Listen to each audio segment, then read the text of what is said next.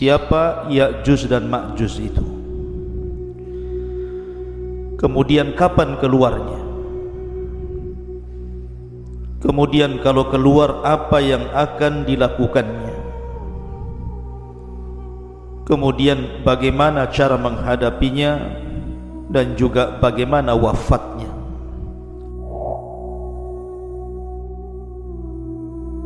Di dalam hadis Nabi SAW mengatakan, lan taquma as-sa'ah hatta yakuna qablaha asyra ayatin tulu'us syamsi min maghribiha wa khurujud dabbati wa khuruju Ya'juj wa Ma'juj. Dalam sebuah hadis yang dikeluarkan Abi Dawud, Nabi SAW bersabda, tidak mungkin tegak hari kiamat sampai kalian mendapati 10 tanda dari tanda-tanda besar hari kiamat. Dalam hadis ini disebutkan sebagiannya. Pertama, munculnya matahari dari arah barat. Yang kedua, munculnya binatang bumi yang bisa bicara. Dan yang ketiga, Ya'juj dan Ma'juj. Kapan keluarnya Ya'juj dan Ma'juj itu, ikhwan? Dan siapa Ya'juj dan Ma'juj itu? Ada yang mengatakan bahwa Ya'juj dan Ma'juj itu satu bapak dengan kita, bukan satu bapak satu ibu. Kalau saya dengan antum itu satu bapak satu ibu, dari Adam dan Hawa. Tapi Ya'juj dan Ma'juj itu satu bapak saja, lain ibu dengan kita. Lalu siapa ibunya? Ada yang mengatakan bahwa suatu ketika Nabi Adam ini ihtilam, mandi ataupun mimpi basah, sehingga sampai mengeluarkan sperma. Lah spermanya Adam ini jatuh ke tanah. Rupanya karena jatuh ke tanah itulah akhirnya sperma yang menyatu dengan tanah itu tiba-tiba membentuk manusia dari tanah. Itulah yang disebut dengan Ya'juj dan Ma'juj. Jadi bapaknya Adam, ibunya tanah. Nah, itu pendapat yang pertama. Berarti Ya'juj dan Ma'juj dengan kita itu satu bapak, karena beda ibu. Kalau kita kan satu ibu satu bapak, kalau mereka satu bapak dengan kita saja. Tapi tentu riwayat ini batil, ikhwan, karena tidak bisa kita menetapkan sesuatu tanpa dalil. Ini cerita Israiliyah, ya. Tetapi pendapat yang kuat bahwa Ya'juj dan Ma'juj itu satu bapak satu ibu dengan kita. Dia turunan Adam dan juga turunan Hawa. Allah Subhanahu wa taala berfirman dalam surah Al-Ankabut ayat 15, fa'anjainahu wa ashabas safinati, kami selamatkan Nuh dan seluruh orang-orang yang ada di perahunya. Dan Allah juga mengatakan dalam surah As-Saffat ayat 77, wa ja'alna dzurriyyatahu humul baqi, dan kami jadikan seluruh anak turunan Nuh itu yang akan hidup sampai kiamat. Dari sini bahwa Ya'juj dan Ma'juj itu secara nasab itu sampai kepada Nuh alaihi salatu wassalam. Disebutkan bahwa dalam sebuah hadis yang diriwayatkan dalam kitab Al-Musnad ataupun dalam kitab Sunan, jadi Nuh alaihi salatu wassalam itu kan memiliki beberapa putra. Ada 4 putra, tetapi yang satu kafir, namanya Kan'an, itu kafir, ikut agama ibunya dan mati tenggelam. Adapun yang tersisa adalah Syam, kemudian Ham, kemudian Yafis. Itu 3 putra Nuh yang masih hidup kala itu, yang ada di perahu Nuh itu. Pertama Syam, kemudian Ham, kemudian Yafis. Adapun Syam itu disebut Abul Arab, bapaknya orang-orang Arab. Jadi seluruh orang Arab itu turunan Syam. Adapun Ham maka disebut Abu Sudan, orang-orang Sudan, orang-orang berkulit hitam itu bapaknya siapa? Ham. Adapun Yafis itu Abu Turk, bapaknya orang-orang Turku, bukan Turki, bukan. Turk itu adalah sebuah bangsa yang kemudian terdiri daripada beberapa bangsa-bangsa, dan itu diisyaratkan ke bangsa Asia kayak kita ini, itu turunan Yafis namanya. Jadi Turuk itu banyak kabilah-kabilah. Lah salah satu kabilah Turuk itu adalah Ya'juj dan Ma'juj. Jadi Ya'juj dan Ma'juj itu turunan daripada Yafis, dan Yafis ini putra Nuh alaihi salatu wassalam, dan nasab Nuh sampai kepada Adam alaihi salatu wassalam. Dari sini jelaslah bahwa Ya'juj dan Ma'juj itu manusia sama dengan kita. Dia bukan makhluk yang menyeramkan, bukan monster, bukan apa, bukan, sama dengan kita manusia, turunan Yafis ibn Nuh alaihi salatu wassalam. Adapun tentang sifat Ya'juj dan Ma'juj itu, bagaimana bentuknya sebenarnya? Ibnu Hajar rahimahullahu ta'ala menyebutkan beberapa pendapat para ulama tentang bentuk fisiknya Ya'juj dan Ma'juj itu. Kata beliau bahwa ada sebagian orang mengatakan bahwa Ya'juj dan Ma'juj itu badannya seperti syajaratil aruz, seperti pohon aruz. Pohon aruz itu berada di Syam, atau tepatnya di Lubnan sana, di Libanon. Itu banyak pohon aruz, itu tinggi sekali ya. Jadi pohon aruz itu sangat tinggi sekali, sampai dijelaskan tingginya itu ishruna wa mi'ata dhirah, 120 hasta. Satu hasta segini. Kalau 120 hasta, kalau 120 bagi 2 berapa? 60. Berarti 60 meter. Karena satu hasta itu setengah meter. Berarti tingginya Ya'juj dan Ma'juj itu 60 meter. Masjid ini saja baru 10 meter.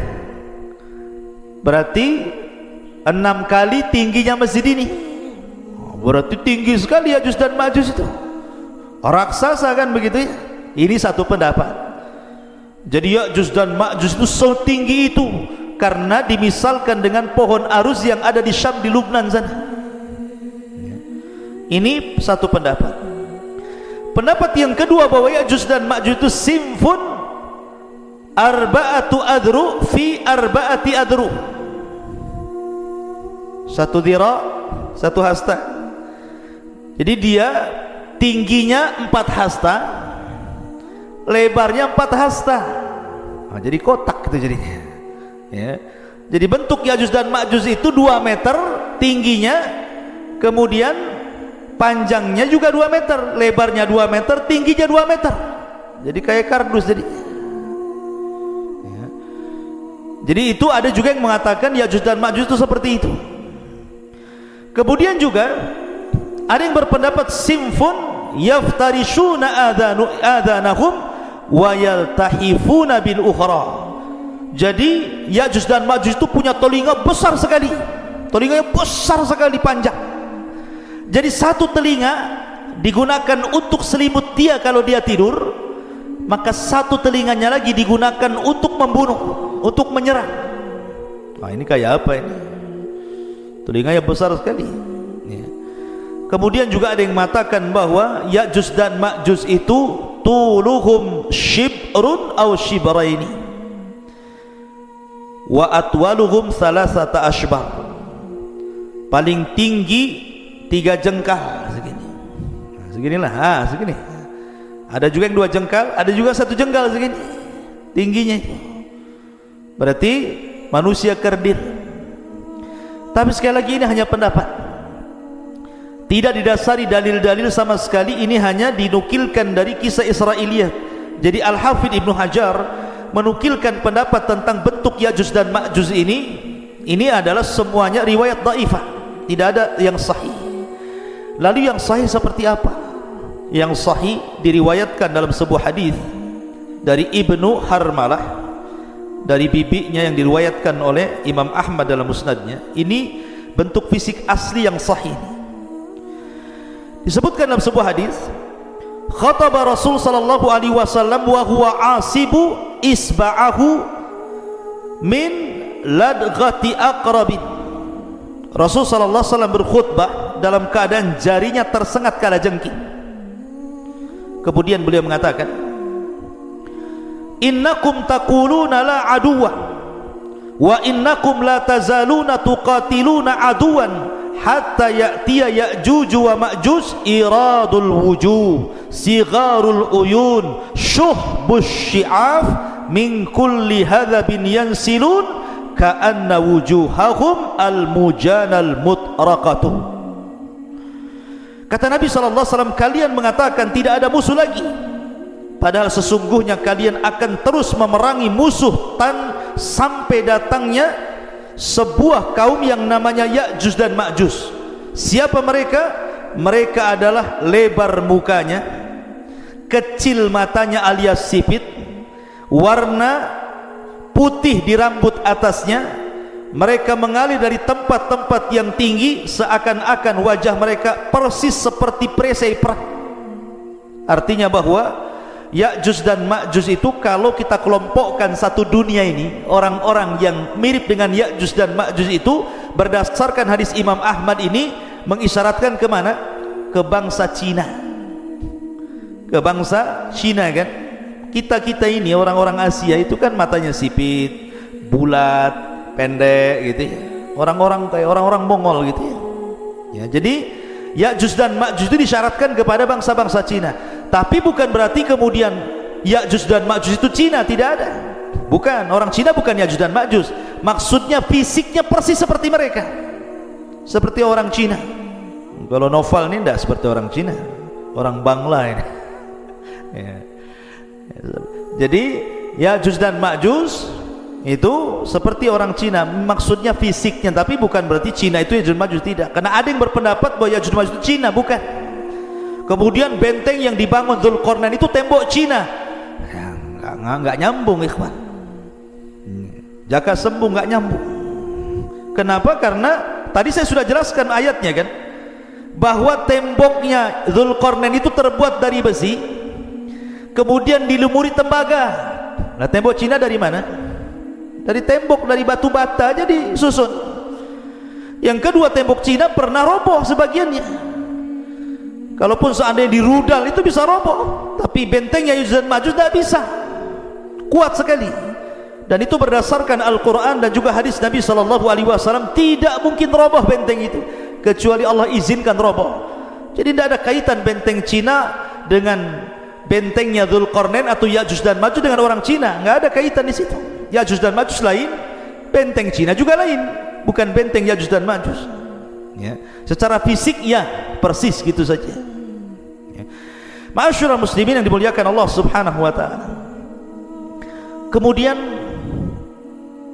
dari segi jumlah mereka kan sekarang terkurung ikhwan, karena ada yang mengatakan di balik benteng ini di mana? Apakah dalam tanah, di gua-gua, di gorong-gorong gitu ya, atau di dalam dasar lautan, atau di atas bumi, wallahu alam. Tetapi lihat bagaimana Allah Subhanahu wa taala gambarkan betapa banyaknya mereka. Nabi SAW bersabda dalam hadis Abi Sa'id Al-Khudri radhiyallahu anhu. Nabi SAW mengatakan, yaqulullah, berarti di sini hadis qudsi ya, Allah berfirman, ya Adam, wahai Adam. Jadi suatu ketika Allah akan memanggil Nabi Adam. Kemudian Adam mengatakan, labbaika wa sa'daika wal khairu fi yadaik. Kata Adam, labbaik, ku sambut panggilanmu ya Rabb dengan senang hati dan kebaikan semua di tanganmu ya Rabb. Fayaqul, maka Allah berfirman, akhrij ba'than nar, wahai Adam, keluarkan pasukan penghuni neraka. Adam, keluarkan pasukan penghuni neraka. Kemudian dia mengatakan, inna kulla alfi tis'a mi'atin wa tis'atan wa tis'ina fa indahu yashibus saghir wa tada'u kullu dhati hamlin hamlaha wa taran nasa sukara wa ma hum bisukara walakinna adzaballahi syadid. Qalu ya Rasulullah wa ayyuna dhalikal wahid? Qala abshiru fa inna minkum rajulan wa min Ya'juj wa Ma'juj alfa. Perhatikan. Kemudian kemudian Allah berfirman kepada Adam, keluarkan pasukan penghuni neraka. Adam bertanya, apa pasukan penghuni neraka itu ya Rabb? Maka Allah mengatakan, mereka dari setiap 1000 orang 999 orang. Jadi perbandingan kita dengan Ya'juj dan Ma'juj itu, jadi kalau ada 1000 orang, maka satu kita 999 Ya'juj dan Ma'juj. Anda bisa bayangkan bandingannya itu. Jadi kalau antum di sini ada 20 orang, dibandingkan dengan Ya'juj dan Ma'juj, setiap satu orang bandingannya 999. Berarti jumlah mereka banyak. Jadi kalau antum melawan Ya'juj dan Ma'juj, antum satu orang melawan 999 Ya'juj dan Ma'juj. Kira-kira menang gak? Antum satu orang lawan satu orang aja kalah antum. Ini 999, bonyok lah. Banyak jumlahnya kan. Macam mana cara melawannya ini? Sekian banyaknya itu kan. Kemudian Allah berfirman, membacakan ayat Al-Quran setelah menyebutkan mereka dari setiap 1000 orang 999 orang. Ketika itu anak kecil menjadi beruban, setiap yang hamil melahirkan apa yang dikandungnya, dan kamu lihat orang-orang seakan-akan mabuk padahal mereka tidak mabuk, tetapi karena azab Allah yang sangat keras. Para sahabat bertanya, Rasul, siapa yang satu itu? Maka Nabi SAW mengatakan, bergembiralah, sesungguhnya penghuni neraka itu satu di antara kalian, dan Ya'juj dan Ma'juj 1000 dari mereka. Artinya dari 1000 orang itu satu di antara kita, 999 dari mereka. Menunjukkan penghuni neraka banyak sekali. Karena dari Ya'juj dan Ma'juj saja bandingannya 1 banding 999 jiwa gitu ya. Maka dari hadis ini ada beberapa faedah. Pertama, Ya'juj dan Ma'juj calon penghuni neraka. Yang kedua, jumlah mereka besar. Dan yang ketiga, mereka adalah turunan Adam alaihi salatu wassalam. Ada hadis, tetapi memang dilemahkan sebagian para ulama, yang mengatakan bahwa Ya'juj dan Ma'juj itu, jelaskan, Ya'juj ummatun wa Ma'juj ummatun, kullu ummatin arba'atu alafin ummah, la yamutur rajulu minhum hatta yang dura ila alfi dzakarin min sulbihi kulluhum qad hamala silah. Jadi ada hadis yang mengatakan satu orang Ya'juj dan Ma'juj itu tidak akan mati sampai dia melahirkan anak cucunya, sampai jumlah mereka itu 1000 orang baru mereka mati. Jadi kalau Ya'juj dan Ma'juj ini mati, pasti sudah memiliki anak cucu dan jumlahnya 1000 orang, dan mereka sudah siap berperang dengan senjata mereka. Tapi hadis ini lemah ya. Tapi masyhur dalam kisah-kisah Ya'juj dan Ma'juj kalau dijelaskan oleh para ulama. Taib, sekarang pertanyaannya, ada di mana Ya'juj dan Ma'juj itu sebenarnya?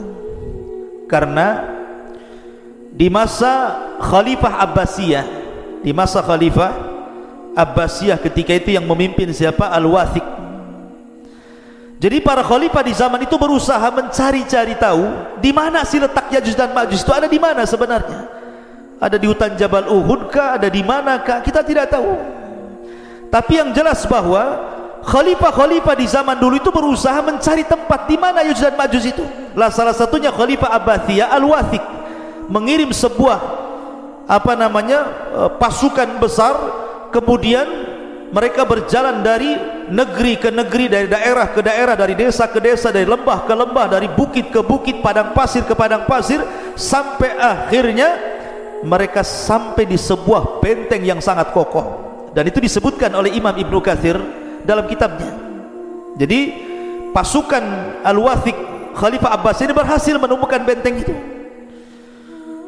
Benteng itu sangat kokoh sekali, karena ketika itu Khalifah Al-Wathiq bermimpi bahwa terjadi keretakan benteng itu dalam mimpinya. Makanya dia kirim pasukan untuk mencari benteng itu, dan ketemu.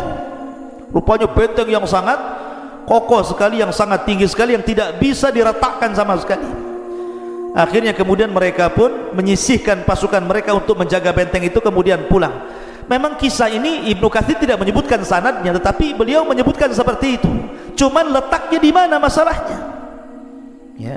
Lah dari sini ikhwatu fiddin muliakan Allah azza wa jalla, sebagian ulama mengatakan bahwa Ya'juj dan Ma'juj itu terletak di antara dua lautan yang disebut dengan lautan Aswad, lautan hitam, dan lautan Qazwin.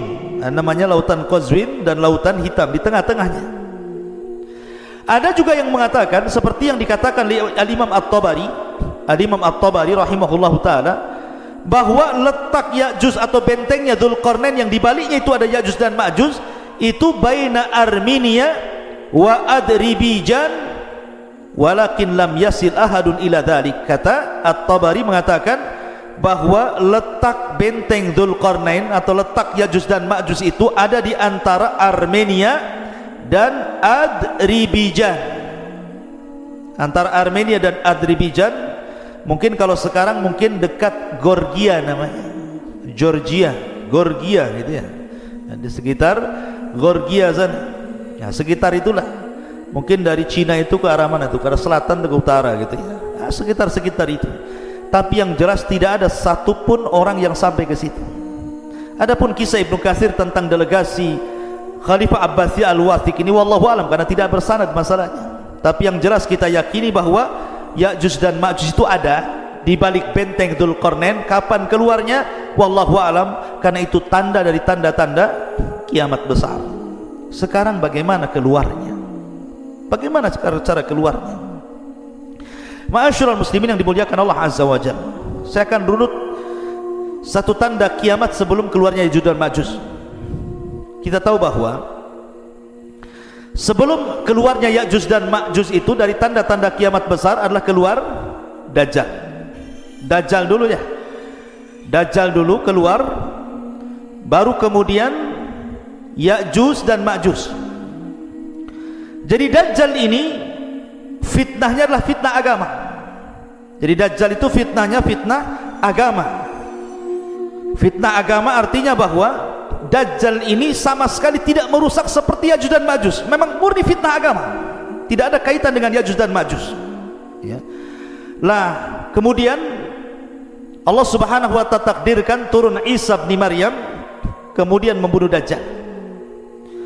Lah ketika Isa bin Maryam telah membunuh Dajjal inilah, baru kemudian muncul Ya'juj dan Ma'juj. Lah ketika itu Allah subhanahu wa ta'ala memerintahkan Isa untuk sembunyi, karena kalau melawan tidak akan sanggup. Karena Rasul yang mengatakan kaum ini tidak bisa diperangi, bukan tidak bisa dibunuh, tidak bisa diperangi karena jumlahnya banyak masalahnya. Tadi saya katakan kalau antum melawan Ya'juj dan Ma'juj, berarti satu dari antum melawan 999. Macam mana cara membunuhnya? Yang ada kita yang dibunuh mereka gitu ya. Makanya karena saking banyak jumlahnya itulah, makanya Rasul sallallahu alaihi wasallam bersabda bahwa kaum ini tidak bisa diperangi. Makanya kenapa Allah subhanahu wa ta'ala merintahkan Isa untuk membawa pasukan kaum muslimin sembunyi di Bukit Tur. Nggak usah dilayan. Kalau kau maksa perang pasti kalah ya. Akhirnya kemudian Isa hanya bertawakal kepada Allah Azza wa Jalla, sampai akhirnya mereka kelaparan di bukit itu, sampai kepala kerbau jauh lebih berharga dibandingkan emas dan perak, karena mereka nggak bisa keluar, dikepung saking banyaknya Ya'juj dan Ma'juj itu ya. Lah dari sini ikhwatu fillah muliakan Allah Azza wa Jalla, Allah subhanahu wa ta'ala berfirman, ataupun hadis Nabi sallallahu alaihi wasallam dari Sam'an, dari Nawas ibn Sam'an, idh awhallahu ila Isa, Allah subhanahu wa ta'ala mewahyukan kepada Isa bin Maryam, inni qad akhrajtu ibadan li la yadani li ahadin biqitalihim faharriz ibadi ila Tur. Sesungguhnya aku mengeluarkan hamba-hambaku yang tidak ada kemampuan bagi seorang pun untuk memeranginya, biarkanlah mereka hamba-hambaku menuju Tur, jangan dilayan Ya'juj dan Ma'juj itu. Wa yab'atsullahu Ya'juj wa Ma'juj wa hum min kulli hadabin yansirun. Maka Allah subhanahu wa ta'ala mengeluarkan Ya'juj dan Ma'juj, mereka mengalir dari setiap ketinggian seperti bah api saking banyaknya. Fayamurru wa awailuhum ala buhairatit tabariyah fayashrabun ma fiha wa yamurru akhiruhum fayaquluna laqad kana bihadhihi marratan ma. Kemudian mereka melewati danau Tabariyah. Jadi satu kloter Ya'juj dan Ma'juj yang baru keluar dari benteng itu, sampai di Danau Tobariyah. Lah benteng Ya'juj dan Ma'juj itu kan sudah retak tuh. Rasulullah SAW di zamannya saja ada bolongan seperti ini bentengnya. Jadi Al-Mujid itu bisa ngeker tuh dari dalam. Jadi apa yang di luar dikeker gitu ya, tapi tidak bisa keluar. Jadi kelompok yang pertama keluar itu mereka melintasi sebuah danau yang disebut dengan Danau Tiberias, Danau Tobariyah dalam bahasa Arab, dalam bahasa kita Tiberias itu. Mereka minum sampai kering, tidak ada sisa air itu, padahal baru sedikit itu yang keluar. Kemudian kloter yang kedua datang dan mengatakan, sungguh dulu di sini banyak airnya, kenapa kemana air ini? Padahal sudah diminum oleh kloter pertama. Saking banyaknya, bayangkan, minum pun semuanya diminum dia. Lewat danau diminum dia, lewat got diminum dia, semua diminum dia. Karena mereka nggak pernah melihat air seperti itu kan, mereka terbenteng dalam benteng. Kemudian qalu mereka mengatakan, ya dzal qarnaini inna ya'juj wa ma'juj mufsiduna fil ardi fahal naj'alu laka kharajan ala an taj'al bainana wa bainahum sadda. Kemudian Dzulqarnain mengatakan, sesungguhnya Ya'juj dan Ma'juj mereka perusak di permukaan bumi. Jadi ikhwan, ketika Ya'juj dan Ma'juj keluar itu, Ya'juj dan Ma'juj itu fitnahnya berbeda dengan Dajjal. Kalau Dajjal itu kan fitnah agama, kamu kalau ikut saya senangkan, tapi kalau tidak ikut saya bunuh kau, bahasanya seperti itu. Ataupun mungkin fitnah yang lain, fitnah dabatul ar gitu ya, fitnah binatang yang melata dari perut bumi, tugasnya stempel saja, mukmin kafir gitu. Tapi Ya'juj dan Ma'juj ini memang asli merusak, tidak ada hubung kait dengan agama. Pokoknya keluar saja dia dibantainya semua orang yang di luarasnya. Lihat pohon ditebang, lihat bangunan dirobohkan, lihat air disedot airnya, lihat lautan habis dimakannya. Pokoknya semua yang ada depannya dihancurkan dan tidak dibangun lagi. Jadi tugasnya yang merusak saja. Semua dirusak, hutan dirusak, bangunan dirusak, orang dibantai. Bahkan ada yang mengatakan bahwa kalau dia membunuh di luarasnya bukan hanya dibunuh, dimakan bangkainya. Jadi mereka itu kanibal, memakan, bahkan sesama mereka pun mereka memakan. Bagi mamanya Ya'juj dan Ma'juj meninggal salah satu di antara mereka, dimakan jasadnya. Sampai seperti itu gitu ya kerusakannya. Jadi ngeri gitu ya Ya'juj dan Ma'juj itu. Makanya wajar kalau seandainya tidak ada satupun ras di luar Ya'juj dan Ma'juj kecuali mereka akan dibantai, dibunuh, dimakan, kecuali yang sembunyi. Mereka selamat, kalau nggak sembunyi mereka tidak selamat.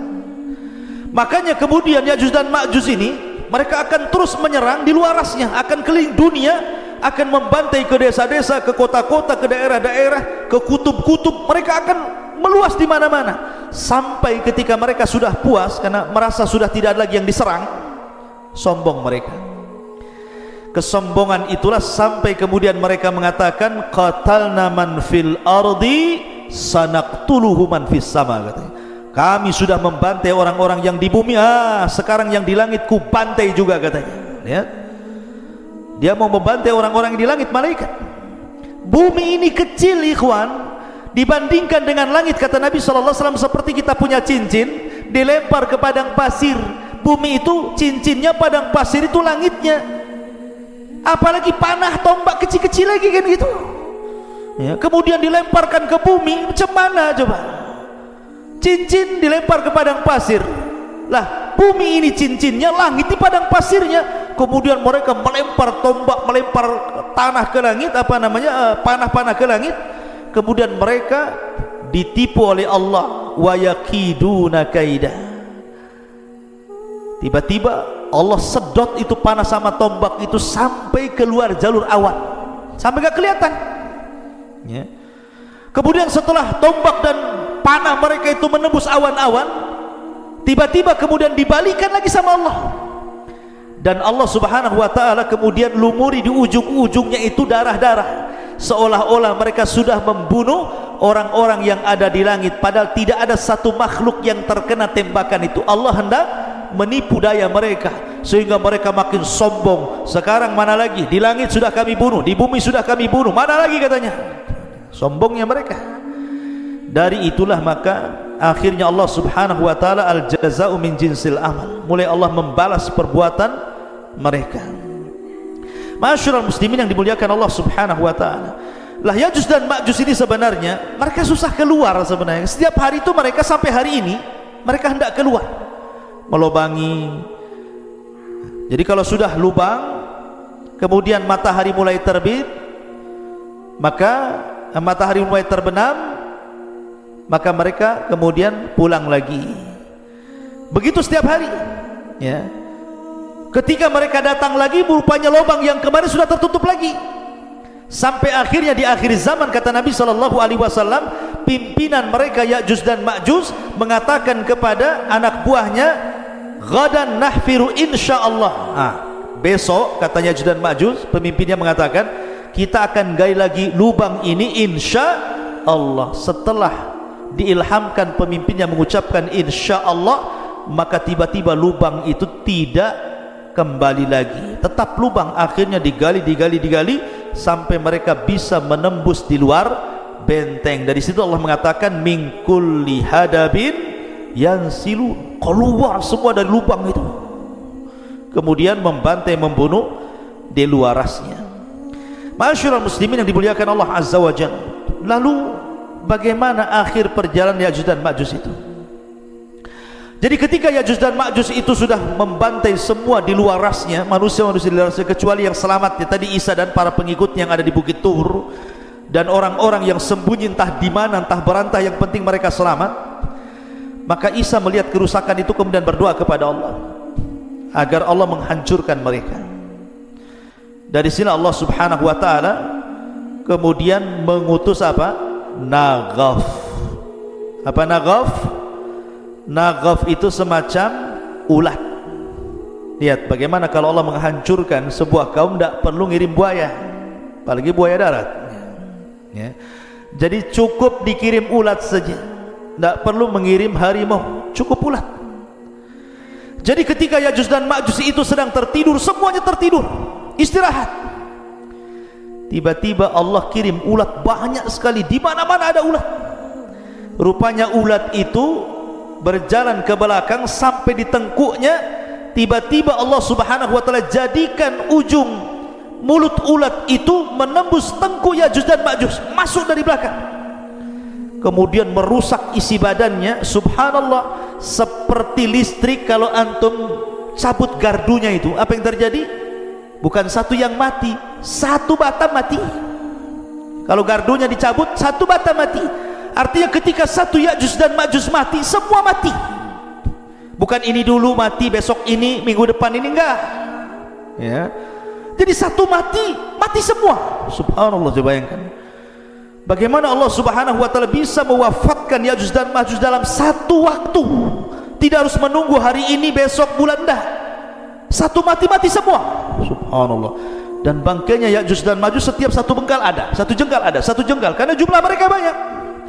Sehingga Isa bin Maryam kebingungan ketika melihat jusas, bangkai-bangkai Ya'juj dan Ma'juj yang berserakan di sana sini. Maka kemudian Isa pun berdoa kembali untuk Allah membersihkan mereka.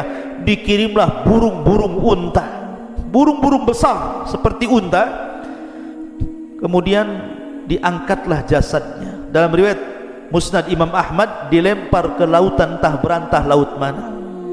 Yang jelas bukan laut Batam sini, yang jelas laut mana, sampai bersih bumi. Yang namanya bangkai dibuang, tetap masih ada sisanya. Maka Isa berdoa lagi agar betul-betul Allah subhanahu wa ta'ala membersihkan bumi.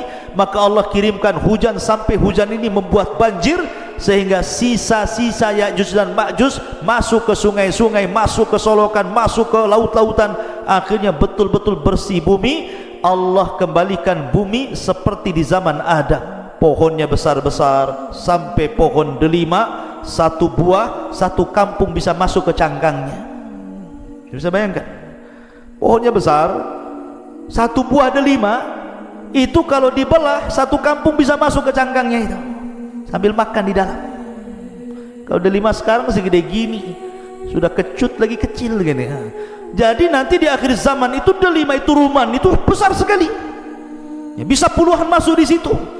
Karena Allah suburkan kembali sebagaimana di zaman ketika awal bumi dihidupkan subur. Dari sini akhirnya Isa bin Maryam mulai membawa pasukan Imam Mahdi yang sudah meninggal, memimpin dunia, mematahkan salib, kemudian membunuh babi, kemudian menegakkan keadilan. Bagi yang tidak mau ikut syariat Islam maka akan dibantai, bagi yang ikut maka selamat. Sampai akhirnya Isa pun haji. Setelah haji kemudian Isa bin Maryam meninggal dunia. Hanya 7 tahun setelah itu Isa bin Maryam meninggal dunia. Nah, itu diantara kisah Ya'juj dan Ma'juj yang disebutkan dalam surah Al-Kahfi. Wallahu a'lam. Mudah-mudahan ada manfaatnya sebagai pengetahuan. Subhanallah bihamdika asyhadu an la ilaha illa anta astaghfiruka wa atubu ilaik. Allahu ta'ala. Assalamualaikum warahmatullahi wabarakatuh.